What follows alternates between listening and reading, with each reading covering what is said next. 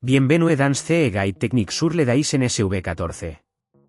Nous sommes Kelatos Informática, experts en réparation technique. Nous récupérons votre appareil à domicile.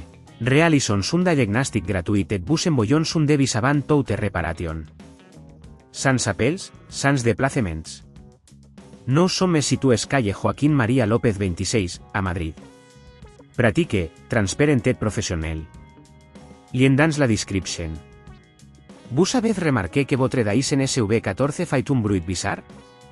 Ce problème peut être dû à un riel usé ou mal fixé, ce qui peut entraîner des vibrations successives. Si vous ne le réparez pas à temps, cela pourrait causer des dommages plus graves à votre appareil.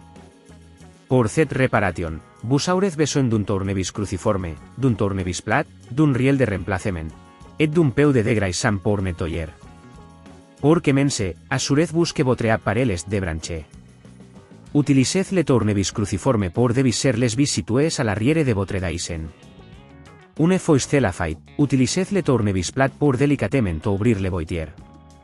Faites attention aux clips en plastique qui maintiennent le tout en place. Une fois le boîtier ouvert, localisez le riel. C'est la piste qui s'étend le long de l'appareil et qui est souvent responsable de ce bruit étrange. Dévissez les vis qui maintiennent le riel en place avec le tournevis cruciforme. Soulevez délicatement le riel et déconnectez les câbles qui y sont attachés. Pour éviter d'endommager d'autres composants, assurez-vous de retirer le riel avec précaution. Une fois le riel retiré, prenez le nouveau riel et connectez-le en suivant les instructions inverses. Veuillez bien fixer les câbles et pas tailler trop fort. Une fois que tout est en place, revisez le boîtier en veillant a bien precision les clips.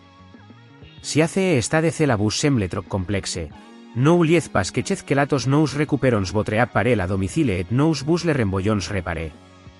Pour éviter que ce problème ne se reproduise, pensez à nettoyer régulièrement votre appareil et ne pas utiliser votre Dyson sur des surfaces tres rugueuses qui peuvent endommager le riel. Si vous ne voulez pas risquer d'endommager votre appareil, chez Kelatos nous le récupérons. Le réparons et le renvoyons a votre domicile dans toute la France. Lien dans la description.